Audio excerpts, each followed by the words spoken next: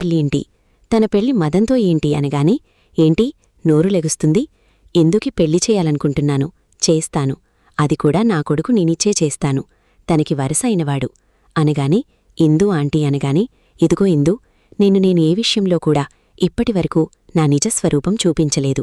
ఇక మాట్లాడకుండా సైలెంట్గా పెళ్లి చేసుకో, పెళ్లి తర్వాతే ఏదైనా మాట్లాడుకునేది, అప్పటివరకు ఎవరూ నోరెత్తి మాట్లాడ్డానికి లేదు అనగానే ఇక ఒక్కసారిగా అపర్ణ సుభాష్ అయితే ఇక షాక్ అయిపోతూ చూస్తూ ఉంటారు. ఇక అప్పుడే బ్రహ్మరంబాకి కోపం వస్తుంది.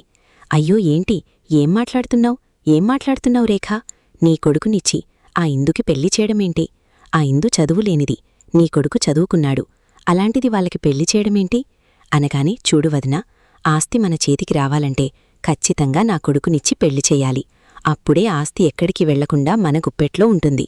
నా కొడుకు గురించి నాకు బాగా తెలుసు, వాడికి అచ్చం వాడి మేనమామ పోలికలే వచ్చాయి, వాడు ఖచ్చితంగా నేనేది చెప్పినా కూడా వింటాడు అని చెప్పి అనగానే ఇక ఒక్కసారిగా వీళ్ళు షాక్ అయిపోతూ ఇక చూస్తూ ఉండిపోతారు.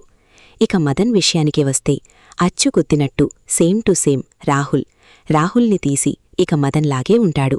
రాజ్ మేనమామ పోలికలతో ఎలా పుట్టాడో సేమ్ టు సేమ్ రాహుల్ కూడా ఇక రాహుల్ పోలికలతో మదన్ కూడా అలాగే పుట్టాడు. ఇక ఒక్కసారిగా రాహుల్ని ఇక ఫారెన్లో తనిష్టమొచ్చినట్టుగా సేమ్ టు సేమ్ అమ్మాయిలతో ఇక జల్సాలు చేస్తూ డ్రింక్ చేస్తూ ఇక జల్సాగా మాట్లాడుతూ ఉంటాడు.